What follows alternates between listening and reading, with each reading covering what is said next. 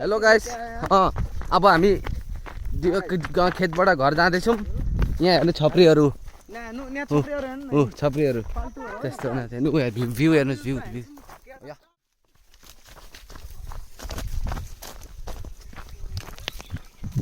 हेर्नु सक्नुहुन्छ हजुरहरूले।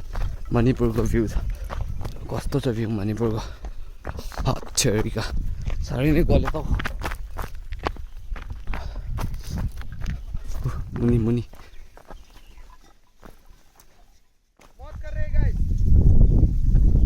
भेडा बाख्रा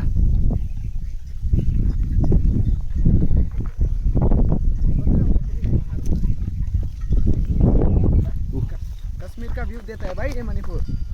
के भन्छ? कश्मीर का व्यू देता है गाइस। ये नया इधर पे इसलिए इसको बहुत पसंद आ रहा है ये जगह।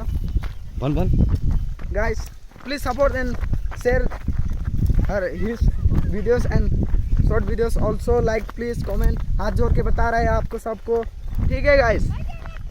इतना ही बोलना चाहता हूँ मैं, मेरे को इतना मत दिखाई इधर पे, मैं फेमस हो जाता हूँ। दिदी आउँदैछ फेरि। दिदी दिदी ल ल भयो भयो। हेलो गाइस, ल भन्नु भन्नु न नयाँ जग्गा बारे। भन्नु त जग्गाको बारेमा के कस्तो कस्तो छ मणिपुर? बहुत अच्छा है मणिपुर। नेपालीमा हौ?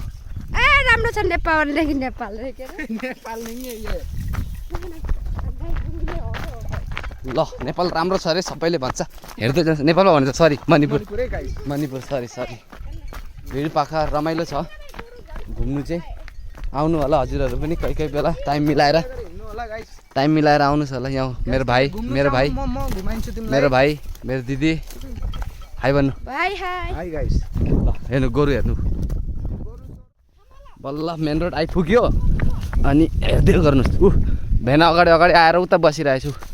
भेना हाई भन्नु त भेना। ए आसाम राइफल हो मेरो भेना त फेरि कडा हो नि त होइन भेना? हेलो हो ल कस्तो क्लिन छ मणिपुर। यहाँ डस्टबिन यस्तो बनाएर राख्छ बाटोतिर। गाउँमा पनि पर बहुत सुंदर विलेज है। हेलो भन् भाइ केही? बहुत ही सफेदार और कोई गंदगी नहीं है इधर पे। नेपालीमा भन्न। और नेपाली में अँ थोड़ा खाली नेपाली जाते हो मलाई त ल हिँडेको भयो देखाइदिएँ अब। लु ल अब घर पुग्न आँट्यौँ, बाटो पुग्यौँ मुनि है। ल हाम्रो सहर होइन, हामी गाउँमा बस्ने मान्छे हो नि त, त्यही भएर गाउँमा बस्ने मान्छे हो। तर नि यस्तो सफा बस्छ है बाटोतिरै डस्टबिन छ।